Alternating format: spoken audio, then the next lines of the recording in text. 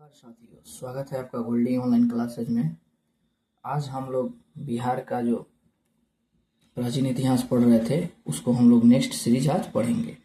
जैसे हमने पाषाण काल, वैदिक काल पढ़ लिया था और महाजनपद काल में हमने 16 महाजनपद के बारे में जाने थे और बिहार में कितने महाजनपद हैं उनके बारे में हमने डिटेल पढ़ा था। बिहार में 3 महाजनपद है उसके बारे में पढ़े थे। आज हम लोग मगध के उत्कर्ष के बारे में पढ़ेंगे कि जो मगध है उसका उत्कर्ष कैसे हुआ। तो ये टोटल आपको किस में आएगा, महाजनपद काल में ही मगध का आ जाएगा। फिर उसके बाद बौद्ध एवं जैन धर्म, फिर उसके बाद से आपको मौर्य एवं गुप्त वंश, और यहाँ तक हमारा एंशिएंट बिहार का इतिहास समाप्त हो जाएगा लगभग 2 या 3 वीडियो में, ठीक है ना।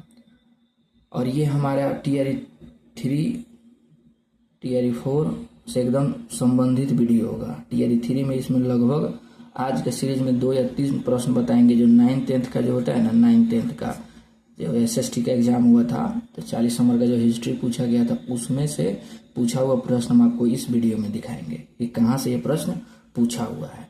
तो इस सीरीज को पूरा देखिएगा, इत्मीनान से देखिएगा, घबराइएगा नहीं, ठीक है ना। तो आइए शुरू करते हैं। आज हम लोग टॉपिक देखेंगे मगध का उत्कर्ष एवं उसके राजवंश। यानी कि जो मगध है 16 महाजनपदों में जो मगध जनपद था, महाजनपद, उसका उत्कर्ष कैसे हुआ। यानी कि वो भी जो आम 16 महाजनपद थे उनके तरह भी वो भी था, लेकिन उसका उत्कर्ष कैसे हो गया, बाकी लोग उससे पीछे कैसे हो गया, इस चीज के बारे में हम लोग आज देखेंगे कि क्या क्या ऐसे इफेक्ट थे, यानी कि क्या क्या ऐसे कारक थे जो मगध के उत्कर्ष में सहायक थे। उस कारक को पढ़ेंगे, ठीक है ना।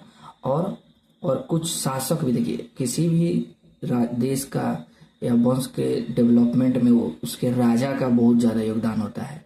अगर उस राज्य का राजा अगर बढ़िया नहीं हो, फेलियर हो, तो समझिए उस राज्य का जो वंश है वो खत्म हो जाएगा, यानी कि उसका पतन हो जाएगा। तो सेम अदर भी जितने महाजनपद थे उनके साथ वही हाल हुआ। लेकिन जो मगध का जो राजवंश था, जैसे हर्यक वंश आया, शिशुनाग वंश आया, नंद वंश आया, मौर्य वंश आए, ठीक है ना, शुंग वंश आए, कन वंश आए, और जितने भी और बहुत सारे वंश थे इनके बारे में हम लोग देखेंगे कौन कौन से राजा थे और अपना अपना उन्होंने क्या योगदान दिया और इस मगध के उत्कर्ष में अपना सहायक बने। तो उसके बारे में पढ़ेंगे, लेकिन हम लोग इसमें एकदम शुरुआत से पढ़ेंगे, महाभारत काल से देखेंगे। जैसे कि पॉइंट नंबर 1 पॉइंट है, मगध की स्थापना वृहद्रथ ने किया था। किसने किया था? वृहद्रथ का पुत्र जरासंध इस वंश का सबसे प्रसिद्ध शासक था। इससे डीप नहीं जाएगा क्वेश्चन, ये समझिए सिविल सर्विस एग्जाम इतना डीपी सीरीज आपका चल रहा है। और टीआरई 4 जो होने वाला है, जब हो, सुनने में आ रहा है कि नवंबर के लगभग नोटिफिकेशन, अक्टूबर नवंबर नोटिफिकेशन आएगा नवंबर में, यानी कि ये टीआरई 4 क्लियर होते आ जाएगा। टीआरई 3 का जो ज्वाइनिंग होते क्लियर होगा ना, इसका रिजल्ट टीआरई 4 का नोटिफिकेशन आ जाएगा। तो अक्टूबर के लगभग नवंबर मतलब फर्स्ट वीक तक आ जाएगा और जनवरी तक एग्जाम हो जाने की संभावनाएं हैं, ठीक है ना। तो आप लोग दिसंबर जनवरी के तक टारगेट करके चलिए। तो ये समझिए एकदम डीप सा चल रहा है। और इसके बाद हम एक सीरीज चला रहे हैं, प्रॉपर एनसीईआरटी एमसीक्यू चला रहे हैं, एनसीईआरटी एमसीक्यूज, हिस्ट्री का और पॉलिटी का। तभी बार हिस्ट्री चल रहा है, ठीक है ना। तो उसको जाकर देखिए, उसको जाकर प्ले लिस्ट में देख लीजिए। प्लस एससीईआरटी जो होता है ना, बिहार बोर्ड का या स्टेट का, उसका 9th और 10th का हिस्ट्री और पॉलिटी का हम एमसीक्यूज डाल दिए हैं, पूरा टोटल क्लास का डाले हुए हैं। उसको जाकर देख लीजिए, बहुत फ़ायदेमंद होगा। और इसका जो टेलीग्राम चैनल है उसको सब्सक्राइब जाकर ज्वाइन कर लीजिएगा, उसका लिंक डिस्क्रिप्शन में है। और उसमें जाके आपको बुक अवेलेबल होगा, टोटल एससीईआरटी का बुक अवेलेबल होगा। तो यहाँ पे देखिए बहुत डीप गए हैं हम लोग, इससे डीप नहीं बनेगा सवाल। जैसे कि जरासंध को भीम ने द्वंद्व मैंने समझते हैं मल्ल युद्ध, यानी कि कुश्ती टाइप का युद्ध हो गया। उसमें क्या किए थे? हराए थे। आप वाकिफ होंगे महाभारत से, सबने देखा होगा। पराजित कर उसका वध किया, इसका वर्णन महाभारत में मिलता है। अब देखिए, अब नेक्स्ट मेन टॉपिक हो गया, ठीक है, और उसके अंदर पॉइंट हो गया। अब इस मेन का सब टॉपिक है, इसका उत्कर्ष देखेंगे। किसका? मगध का उत्कर्ष कैसे हुआ। तो इसकी प्रारंभिक राजधानी राजगिरी जो थी ना, 5 पहाड़ियों से घिरा हुआ एक सुरक्षित क्षेत्र था। कितने पहाड़ियों से? 5 पहाड़ी, उस 5 पहाड़ी का नाम होगा रत्नागिरी। उसके बाद से रत्नागिरी हो जाएगा, सोनगिरी हो जाएगा, उसके बाद आपको हो जाएगा विभागिरी, विभागिरी और उदयगिरी, और एक और हो जाएगा आपको विप्लाचल। 5 पहाड़ियों से जो राजगिरी था शुरुआत में घिरा हुआ था, जिसके कारण कोई भी आक्रमण इस देश पे नहीं कर सकता था। यानी कि आक्रमण करना विदेशी शासकों का बहुत ही एकदम डिफिकल्ट हो जाएगा। यानी मैदानी एरिया में रहेगा तो कोई आक्रमण करेगा घेर घार के, पहाड़ को कैसे पार कीजिएगा आप? उस समय तोप और टैंक तो था नहीं कि हाँ रॉकेट लॉन्च करके उड़ा दीजिएगा। बहुत मतलब पहाड़ पार करना ही मुश्किल था, और सेना को पार कराना एकदम बेहद मुश्किल। तो इससे राजधानी सुरक्षित हो गया। ठीक है, मगध नदियों से घिरा हुआ प्रदेश था, जहाँ उर्वर जलोढ़ मृदा उपलब्ध थी, जो कृषि की दृष्टि से अनुकूल था। जो मगध है, मगध टोटल जो आपको दिखाते हैं, रुक जाइए वो मैप। ये जो मगध है, मगध देखिए यहाँ पे क्या है, मगध। तो ये बिहार में मगध है। नीचे जो झारखंड था ना, झारखंड नीचे नीचे झारखंड मैप बनाएंगे तो उस एरिया को भी हम लोग कवर कर लेंगे। मगध था मेनली पटना और गया वाला एरिया में था। तो ये समझिए किससे था, नदियों से घिरा हुआ था। इधर से गंगा नदी जा रही है, इधर से आपको कर्मनाशा नदी जा रही है, इधर से सोन नदी जा रही है, पुनपुन नदी, यानी कि 5 नदी इसको घेरे हुआ था पूरा मगध को। तो एक चम्मच से जल दुर्ग का काम करता था। किसका? जल दुर्ग। और जल नदी को पार करना, वो सेना को पार कराना, ये भी बहुत मुश्किल काम होता था उस समय के प्राचीन काल में। आज तो पुल डेवलपमेंट हो गया है, ठीक है ना, एरोप्लेन हो गया, हवाई से जाके आप किसी भी सेना को कहीं उतार सकते हैं। उस समय तो पैदल सेना ही नहीं थी, तो नदी पार कराना किसी सेना के लिए बहुत मुश्किल होता था। नदी में बहुत सारी सेना डूब जाती थी, ठीक है ना। तो इससे जल दुर्ग का काम होता था। उस समय भी कोई विदेशी ताकत इस पे आक्रमण नहीं कर पाता था। उसके बाद से इधर ना आपको कृषि संबंधी भूमि बहुत ज्यादा था। आज भी बहुत अच्छा, आज भी रोहतास वाले एरिया में जाइएगा, पूरा बिहार में सबसे ज्यादा धान का उत्पादन होता है। रोहतास हो गया, नंबर 1 बिहार में चल रहा है, ठीक है ना। तो क्या था वहां पे, कृषि मृदा बहुत अच्छा। जब नदी होगा तो जलोढ़ मृदा आएंगी, जलोढ़ मृदा होंगी तो क्या होगा, कृषि अच्छा होगा। आप लोग ज्योग्राफी में पढ़े होंगे।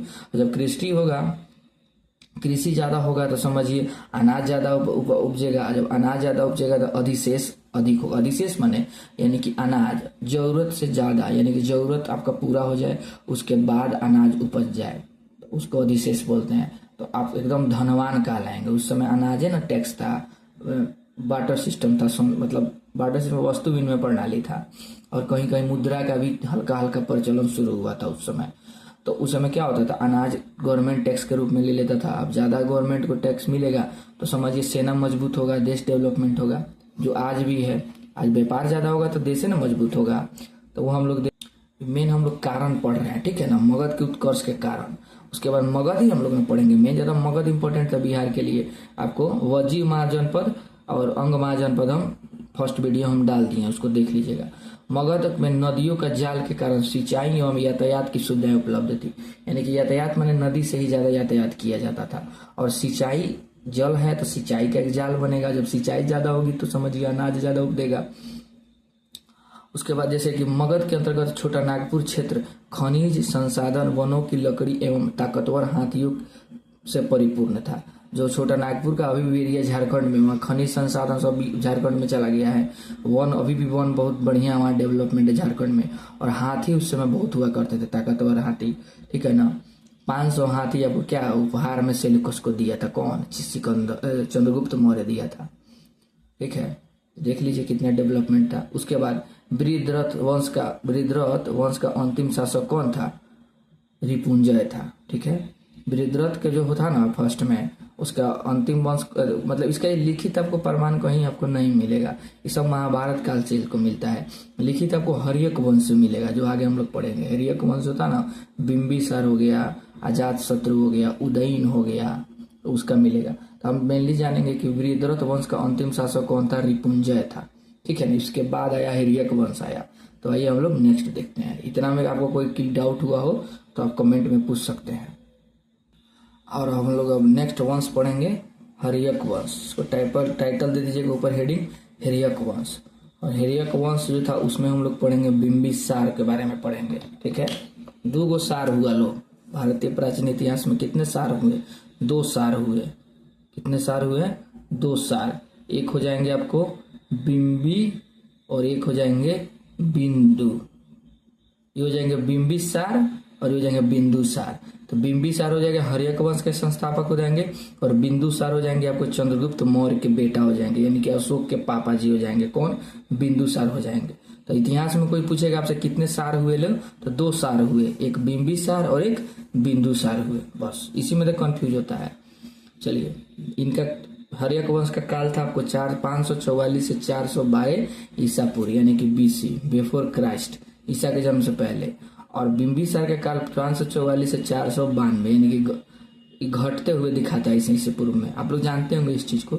चलिए नेक्स्ट है टॉपिक देखते हैं। इस वंश का संस्थापक बिंबिसार ने, इस वंश की स्थापना बिंबिसार ने 544 ईसा में किया था, ईसा पूर्व में।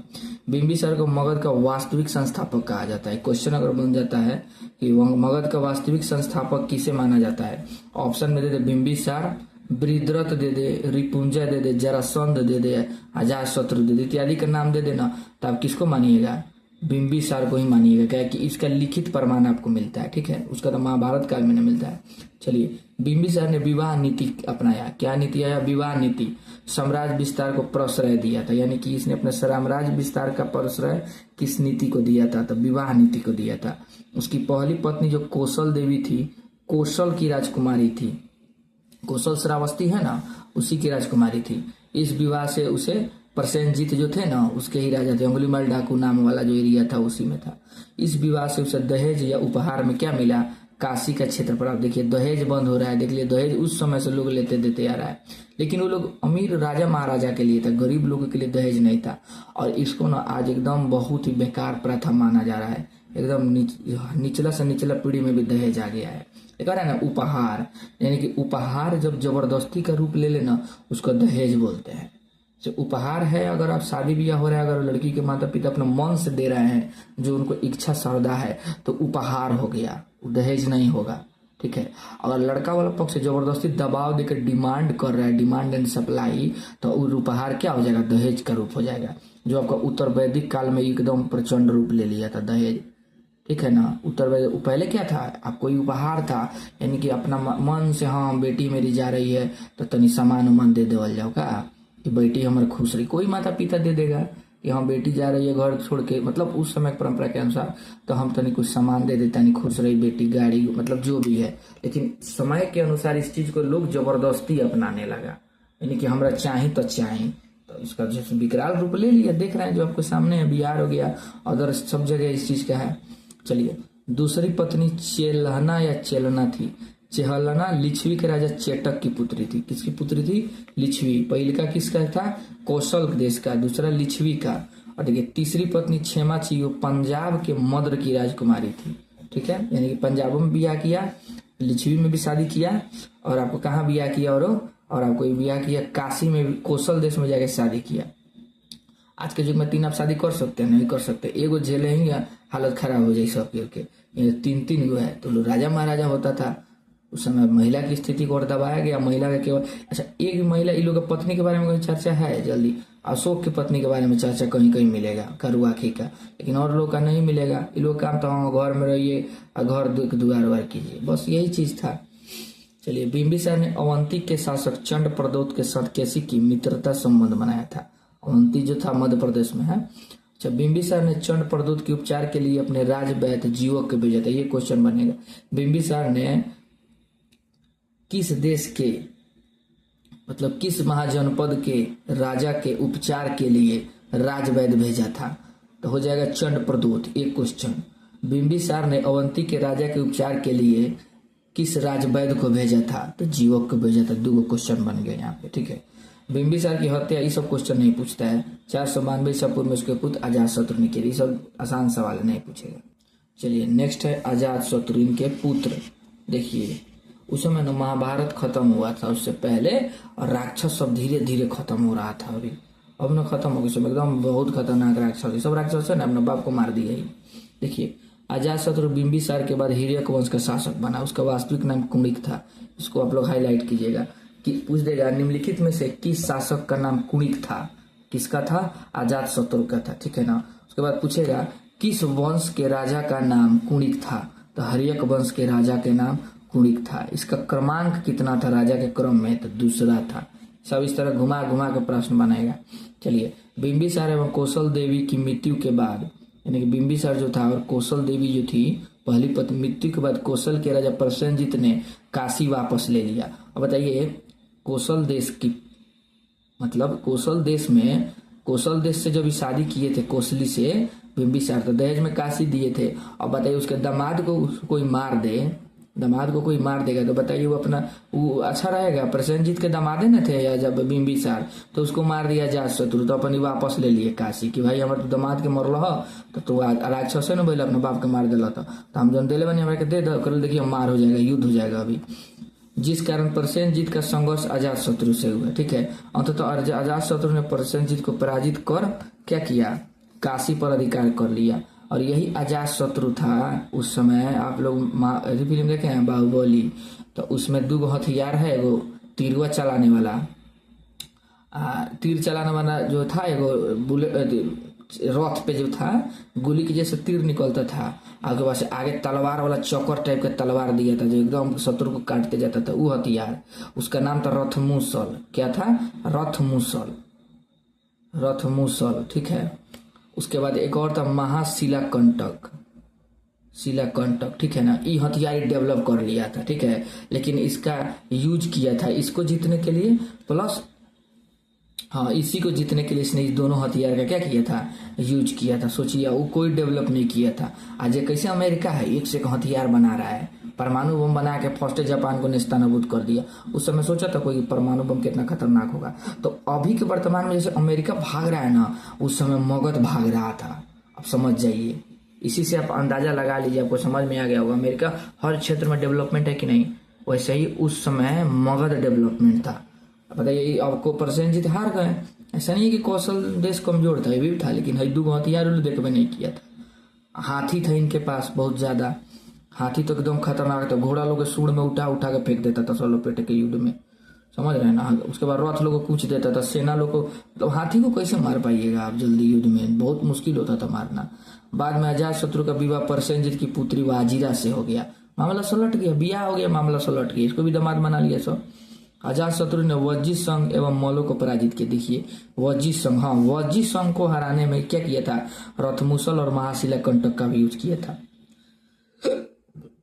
सॉरी, ठीक है ना। तो उसके बाद मल समझ है ना, पहलवान होता सब। जैसे अभी आप बॉडीगार्ड, जैसे एसपीजी कमांडो फोर्स है, तो एसपीजी कमांडो फोर्स तक ट्रेनिंग से न जाता है, तो उसमें मल का एक उद्देश्य होता था, पूरा पहलवान होता था सब। तो वहां से सब बॉडीगार्ड के रूप में लिया जाता था, हायर किया जाता था कि हम इस सबको किसी से दुश्मनी जल्दी नहीं होता था। ठीक है ना, मल का। और पावापुर इसकी राजधानी थी, और कुशीनगर, दो जगह मल रहता था सब। मल मैंने योद्धा, मल युद्ध एकदम मास से लड़ा जाए देश से। उसे अजातशत्रु प्रारंभ में जैन धर्म को मानता था शुरू में, बाद में उसने बौद्ध धर्म को अपना लिया था। अजातशत्रु 483 ईस्वी पूर्व में राजगिरी की सप्तपर्णी गुफा में प्रथम बौद्ध संगति का आयोजन कराया था। प्रथम बौद्ध संगति का आयोजन कौन कराया था? अजातशत्रु ने कराया था 483 ईस्वी पूर्व में। कहाँ कराया था? राजगिर की। उस गुफा का नाम क्या था? सप्तपर्णी गुफा। तीनों आप लोग लिखेंगे नोट्स के रूप में, ठीक है ना। ये तीनों प्रश्न पूछ सकता है।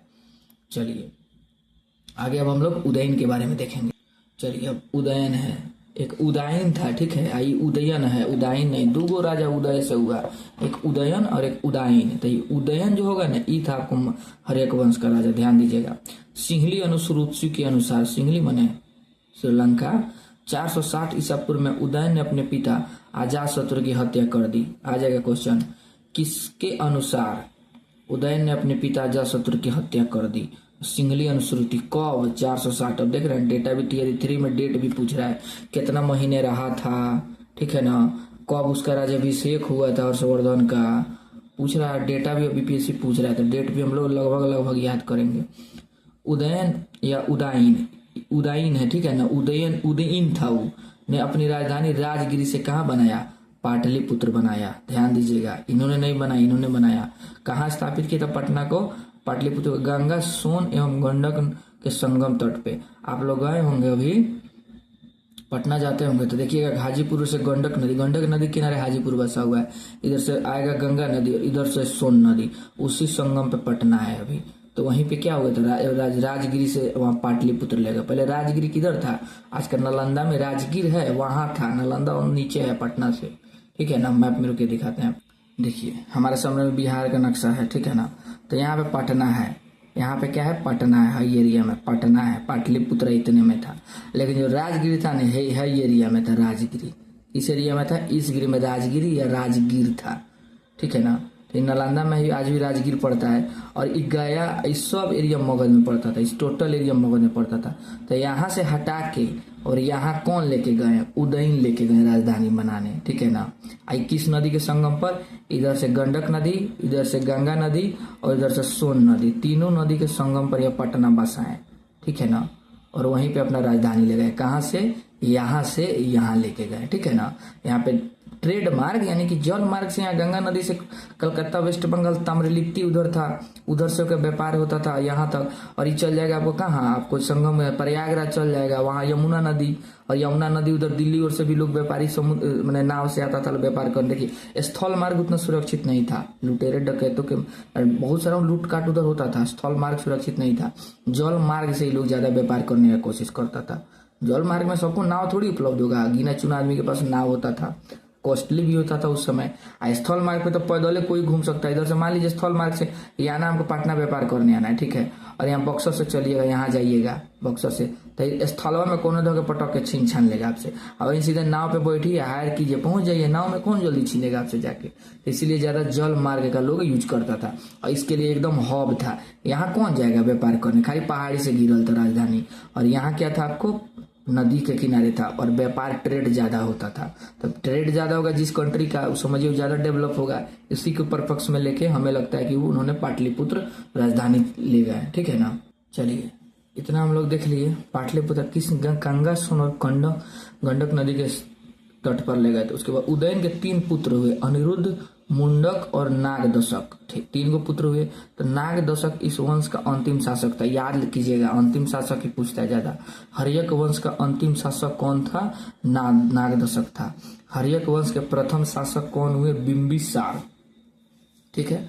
क्रम भी याद कीजिएगा, प्रथम बिंबिसार, दूसरा में अजातशत्रु, तीसरा में उदयन और चौथा का नहीं चर्चा है, ठीक है ना। ये 3 का है। और अंतिम शासक कौन है, नागदशक हो जाएगा। हर्यक वंश को पितृहंतरा वंश कहा जाता है, ठीक है ना। इसको पितृहंता वंश कहा जाता है, पिता को मारने वाला। उसी समय आपको उड़ीसा में एक मठार वंश था। कौन था, मठार वंश, उसको पितृभक्ति वंश बोला जाता है, यानी कि पितृ का भक्ति मैंने पिता से भक्ति करने वाला वंश था। आई कौन वंश है, हर्यक वंश कौन वंश है, पितृहंता। निम्नलिखित में से कौन सा वंश पितृहंता वंश है, तो हर्यक वंश होगा। ऑब्जेक्टिव क्वेश्चन बन गया। चलिए अब हम लोग देखेंगे शिशुनाग वंश, ठीक है। चलिए इतना तक में अगर आपको कोई डाउट हुआ तो आप लोग कमेंट खुला हुआ है, कमेंट में कोई क्वेश्चन हम कर सकते हैं, हम सबके कमेंट का जवाब देंगे। चलिए उसके बाद है शिशुनाग वंश, हम लोग पढ़ने आए हैं, ठीक है ना। पढ़ने आए हैं तो हम जरूर, आप सवाल कीजिएगा, उसका हम जरूर एक क्वेश्चन, अगर जायज क्वेश्चन हुआ तो उसका हम जवाब आपको जरूर देंगे, जो वाकई क्वेश्चन है। शिशुनाग ने हर्यक वंश की जगह शिशुनाग वंश की स्थापना किया। किसने किया था, शिशुनाग, नाम है इसका शिशुनाग, और वंश का नाम अपने नाम पे रख लिया। किसको मार दिया, नागदशक को मार के हटा के किया। शिशुनाग वंश ने वैशाली को अब राजधानी बनाई। देख लीजिए राजधानी बिंबिसार, हर्यक वंश ने राजगिरी से कहाँ राजधानी ले गए, पाटलिपुत्र ले गए, उदयन हर्यक वंश के। और ई कहा कि ये पाटली से वैशाली, यानी कि गंगा नदी टपा के वैशाली लेके आ गए। कौन, शिशुनाग, वैशाली को राजधानी बनाया। शिशुनाग ने अवंती के राजा अवंती वर्धन को पराजित कर अवंती को मगध में मिला लिया। ध्यान से देखिएगा, हर्यक मगध के शासक कौन थे, हर्यक वंश के बिंबिसार। इन्होंने अवंती के राजा कौन थे, चंड प्रदोत, उनके साथ मैत्री संबंध बनाया। जैसे ही वंश चेंज हुआ तो शिशुनाग वंश आया। इसने क्या किया, दुश्मनी कर लिया अवंती से, और उसके बाद उसके राजा अवंती वर्धन को पराजित करके अब मगध में मिला लिया, ठीक है ना। उसके बाद देखिए, इसके अतिरिक्त शिशुनाग ने वत्स एवं कौशाम्बी को भी मगध में मिला लिया, यानी कि थोड़ा सा ताकतवर था, युद्ध लड़ने वाला ज्यादा था। इसके अतिरिक्त इसने क्या किया, वत्स एवं कौशाम्बी को जीत लिया। 394 ईसा पूर्व में शिशुनाग की मृत्यु के बाद कालाशोक मगध का शासक बना। पुराणों में इसे काकवर्ण कहा गया है। पांव मतलब एकदम काला था, कौआ के जैसा। काकवर्ण माने काला, कौआ बहुत काला होगा तबे तो कालाशोक उसके बाद होगा। ये क्या किया सॉरी थोड़ा सा खांसी जा गया। देखिए कालाशोक के समय मगध की राजधानी पाटलिपुत्र हो गई। फिर ही पाटलिपुत्र लेके आ गया। फर्स्ट में राजगिरी से चेंज कौन किए? उदयन किए। राजगिरी से कहाँ लेके गए? उदयन लेके गए। कहाँ? पाटलिपुत्र। वंश चेंज हो गया, शिशुनाग वंश आया। तो इन्होंने क्या किया? आपको पाटलिपुत्र से वैशाली लेके चले गए। फिर इसका राजा चेंज हुआ, कौन आया? कालाशोक। इसने क्या किया? पुनः पाटलिपुत्र ले आ दिया। ठीक है ना, इस चीज को आप देखिएगा, ध्यान दीजिएगा। देखिए, कालाशोक ने ही 483 ईस्वी में, ईसा पूर्व होगा। आप लोग ध्यान दीजिए, ईस्वी में बोल रहे हैं, थोड़ा आप ईसा पूर्व समझिएगा। बीसी में द्वितीय बौद्ध संगति का आयोजन कराया। यानी कि कब कराया था? एक और था ना जो कराया था, वो आपको अजातशत्रु था। उसने कराया था सप्तपर्णी गुफा में कराया था। कहाँ कराया था? राजगीर के सप्तपर्णी गुफा में। क्या उस समय राजगिरी ही मगध की राजधानी थी। ठीक है, तो उसी के राजगिरी के सप्तपर्णी गुफा में कराया था। कौन? अजातशत्रु। कब कराया था? 483 बीसी में। फिर उसके बाद शिशुनाग वंश आया। शिशुनाग वंश के द्वितीय राजा कालाशोक थे, उन्होंने 383 यानी कि 100 साल बाद, कब? 100 साल बाद वैशाली में द्वितीय बौद्ध संगति का आयोजन कराया। कालाशोक की मृत्यु के बाद उसके 10 पुत्रों ने शासक चुनाया। शिशुनाग वंश का अंतिम शासक कौन था? नंदीवर्धन। हर्यक वंश का अंतिम शासक कौन था? नागदशक। शिशुनाग वंश का अंतिम शासक कौन था? नंदीवर्धन। अब हम लोग पढ़ेंगे नंद वंश। नेक्स्ट हमारा है नंद वंश। आज नंद तक ही पढ़ेंगे। कल हम लोग पढ़ेंगे मौर्य वंश को। ठीक है ना, मौर्य वंश में बताएंगे आपको टीआरई 3 में जो अभी एग्जाम हुआ है कि कितना बिहार स्पेशल से क्वेश्चन पूछा है, देख लीजिएगा। प्राचीन इतिहास और बिहार स्पेशल से बहुत क्वेश्चन पूछा हुआ दिखाएंगे आपको, सीधे एकदम डिटो दिखेगा, लाइन बाई लाइन। ठीक है, नंद वंश चला था 344 से 321 बीसी में चला था। ठीक है, महापद्म नंद ने 344 ईसा पूर्व में शिशुनाग वंश को समाप्त कर नंद वंश की स्थापना किया था। शिशुनाग वंश को किसने समाप्त किया था? महापद्म नंद ने। महापद्म नंद को एक राट या एक छत्र की उपाधि दिया गया है। ठीक है ना, इसको द्वितीय परशुराम भी कहा जाता है। पाली ग्रंथों में महापद्म नंद को उग्रसेन कहा गया है। उग्रसेन किसको कहा गया है? तो हो जाएगा आपको महापद्म नंद को। एक और क्वेश्चन बनेगा, महापद्म नंद को उग्रसेन कहा गया है, इसकी चर्चा किस ग्रंथ में है? पाली ग्रंथ, प्राकृत ग्रंथ, संस्कृत ग्रंथ, बौद्ध ग्रंथ। इतना दे देगा आपको, तो हम किस ग्रंथ बोलेंगे? पाली ग्रंथ में बोलेंगे। दो क्वेश्चन बन गया ना यहीं से। उसके बाद पुराणों में इसे परशुराम का दूसरा अवतार मानाया गया है, यानी क्षत्रियों का नाश करने वाला इसे कहा गया है, महापद्म नंद को। फिर उसके बाद आगे देखिए, नेक्स्ट पॉइंट है, महापद्म ने पंचाल, देखिए कितना आदमी को हराया है। पंचाल, इक्ष्वाकु, काशी, अस्मक, कलिंग और मैथिल आदि राज्य को पराजित कर मगध साम्राज्य का विस्तार किया था। अब तक के काल में मगध का सर्वाधिक विस्तार यानी 321 ईसा पूर्व तक, यानी कि मौर्य वंश से पहले तक सर्वाधिक जो विस्तार हुआ था ना, महापद्म नंद के समय में हुआ था। ये पूछ सकता है प्रश्न सैद्धांतिक रूप से, तो इसको आप लोग देख लीजिएगा। ठीक है ना, व्याकरण के महान कवि पौर्णी महापद्म नंद के समकालीन थे। किसके समकालीन थे? महापद्म नंद। उसके बाद नेक्स्ट है, इस वंश का अंतिम शासक घनानंद हुआ। एक बहुत एकदम अलोकप्रिय शासक था। कौन था? अलोकप्रिय शासन था, एकदम जनता इससे त्राहिमाम हो गई थी। आप लोग सीरियल भी देखेंगे, सीरियल में कुछ बढ़ा चढ़ा के दिखा देता है, लेकिन हम लोग ऐसे अपना में समझेंगे, पढ़ेंगे तो कंसेप्ट होगा ना। तो ये बहुत ही एक समझिए ना, चमड़ा पे भी टैक्स, चमड़ा तक पे टैक्स लगा दिया जाता। जैसे उस समय चमड़ा होता था ना, मर जाता था जीव जंतु तो चमड़ा निकाल के बेचा जाता था। बहुत सारा यूज होता था चमड़ा का, ढोलक बनाने में, तांत बनाने में। धनुष का तांत जो होता है ना, तरवा, वो चमड़े का ही बनता है। चाहे ढोलक का जो होता है उसको बजाने वाला, उस तांते का बनता, मतलब चमड़ा का बनता है। उसके लिए चमड़ा का व्यापार होता था, चर्म व्यापार। उस व्यापार मतलब उस पर ज़्यादा टैक्स लगा दिया, उस पर टैक्स नहीं लगता था, समझ रहे हैं। नमक इस सब पे टैक्स लगा दिया था, बहुत मतलब एक एक चीज पे टैक्स लगा दिया था। इतना ना ज्यादा धन इकट्ठा किया था। कहा जाता है इसका जो धन अभी गंगा नदी के तह में, किसी को नहीं पता है। पाटलिपुत्र समय राजधानी आ गई थी ना उदयन के समय में ही, और बाद में उसको कालाशोक भी फिर उदय लाया यहाँ पे। पहले तो बता दिए, देख लीजिएगा। पाटलिपुत्र के जो समतल है ना तह में, वहाँ ऐसा कोई गुफा है, उस गुफा में इसके द्वारा छुपाया गया बहुत सारा सोना अभी है, घनानंद के द्वारा, समझ रहे हैं ना। और आज भी आपको जाइएगा जमुई साइड और क्या गया साइड और उस एरिया में पहाड़ जो है ना, उसमें पहाड़ में और राजगीर के पहाड़ में ऐसा कोई दरवाजा है जिसमें बिंबिसार का खजाना छुपा हुआ है, किसी को नहीं पता है। बहुत उस अंग्रेज सब तोप से उड़ाने की कोशिश किया उस पहाड़ को, लेकिन खुलेगा नहीं, तो उस दफन हो गया। अब देखिए कहीं कब खुलता है। ऐसा इतना ना सोना इकट्ठा कर लिया था, ई और बिंबिसार दोनों बहुत ज्यादा। बिंबिसार हर एक वंश का, लेकिन बिंबिसार अलोकप्रिय नहीं कहलाएंगे, उनका ऐसा कोई इतिहास में साक्ष्य नहीं मिलता है। लेकिन इसको सीधे बोला गया इतिहास में कि अलोकप्रिय था, इससे जनता त्रस्त हो गई थी और तभी तो चाणक्य की सहायता से इसको उठा के फेंक दिया गया था, ठीक है ना। घनानंद के समय यूनानी शासक कौन आया था? सिकंदर ने भारत पर आक्रमण किया था। भारत पे मतलब उसके पश्चिमी तट पे आक्रमण किया, लेकिन मतलब उसको आक्रमण हम लोग नहीं बोलेंगे, थोड़ा सा धावा बोल सकते हैं। आक्रमण करता तो इकोनॉमिक्स गड़बड़ा जाता, इकोनॉमिक ट्रेड पे इफेक्ट पड़ता था, ट्रेड व्रेड कुछ प्रभावित नहीं हुआ था। वो जब आक्रमण किया ना वहां पे, तो पोरस से ही जब लड़ाई किया ना, तो पोरस की सेना देख के सिकंदर का हालत खराब हो गया था। उसमें हाथी था पोरस का, बहुत खतरनाक लड़ाई हुआ था। हमको तो लगता है कि इतिहास यूनानी है ना, सब ना लिखा है, उसी को हम लोग पढ़ रहे हैं। तो कोई भी इतिहासकार अपना राजा का बुराई करेगा नहीं करेगा, इसलिए पोरस के बारे में लिख दिया सब कि दोनों एक हो गया। ऐसा अगर बाद में पता चल जाए कि पोरस ने सिकंदर को धके कस के हरा दिया था पीट पाट के, अब वापस सिकंदर चला गया, ऐसा भी तो हो सकता है। लेकिन अपना मन से हम लोग, मतलब इसका साक्ष्य नहीं है, मतलब अपना से हम लोग बतिया रहे हैं इस चीज को, लेकिन साक्ष्य नहीं मिला है। जो साक्ष्य मिला है बुक में लिखा हुआ वही हम लोग पढ़ेंगे कि पोरस हार गए थे और क्या बाद में दोस्ती हो गया था, राखी बांधे थे सिकंदर की पत्नी के हाथ पे।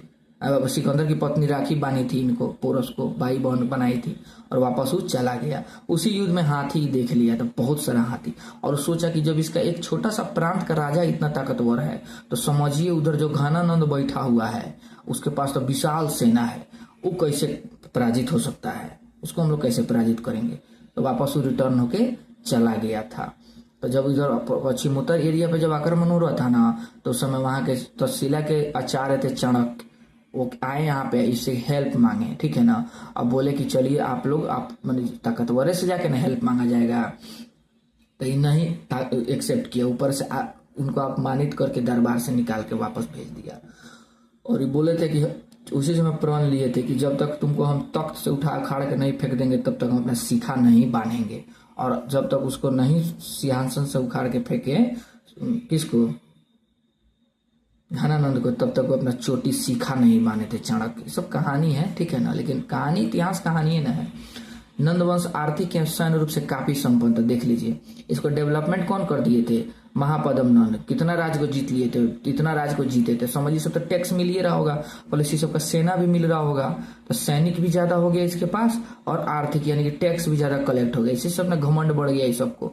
और मगध की सैन्य शक्ति के डर से ही सिकंदर की सेना ने ब्यास नदी पार करने से इनकार कर दिया गया। वही चीज है, एगो छोटा सा पोरस का सेना देख के उसका हालत खराब हो गया, तो समझिए पगलाया है जिधर आएगा। इसको खाली इधर नदियों दिखाई दे रहा था। भारत भूमि क्या नदियों का देश है, कितना नदी पार करेगा वो। उधर नदी पार करता, फिर यमुना नदी आता, गंगा नदी आता, चंबल नदी आता, दुनिया भर का नदी था।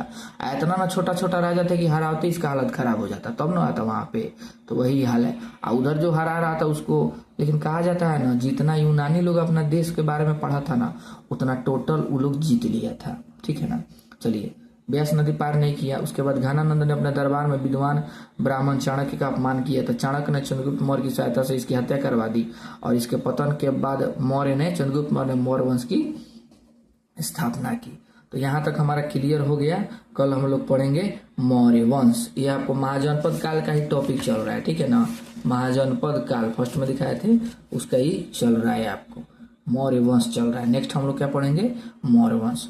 अगर आपको लगा हो कि देखिए अभी तो सीजन नहीं चल रहा है, बहुत कम लोग पढ़ रहे हैं, जो नहीं पढ़ रहे हैं एग्जाम का नोटिफिकेशन आएगा वो पढ़ना स्टार्ट करेंगे, तो समझिए वो फिर छटा जाएंगे, एक एक दो नंबर से, एक दो नंबर से लोग छटेगा, ठीक है ना। जो अभी पूरे एकदम डेडिकेटेड पढ़ रहे होंगे वो आराम से हेवी नंबर क्वालिफाई करेंगे और सिलेक्शन ले लेंगे। तो प्लीज़ आप लोग पूरा वीडियो देखिएगा, और लगे कि इससे हमको फ़ायदा होगा, सब्सक्राइब कर लीजिएगा और शेयर जरूर कीजिएगा, ठीक है ना। मिलते हैं नेक्स्ट मौर्य वंश के साथ, तब तक के लिए थैंक यू, जय हिंद।